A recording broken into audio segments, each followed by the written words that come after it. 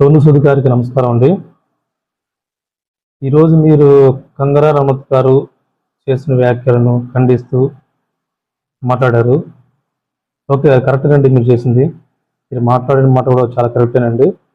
కానీ మన సీజేపీ నిరసనకారులు జంతర్ మంతర్ దగ్గర చేసినటువంటి వ్యాఖ్యలు, వారు చేసినటువంటి పనులు, మన దేశం గురించి వారు మాట్లాడిన మాటలు, మన సైన్యం గురించి వారు మాట్లాడిన మాటలు, మన ప్రధాని గురించి వాళ్ళు మాట్లాడిన మాటలు, మన ప్రధాని గారి తల్లిని గురించి మాట్లాడిన మాటలు ఇవన్నీ కరెక్టేనా?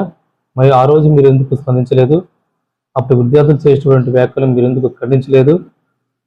చెప్పండి సార్. జంతర్ మంతర్ జరిగిన మొత్తం తతంగంతం కూడా కరెక్ట్గానే జరిగిందా సార్? చెప్పండి సార్.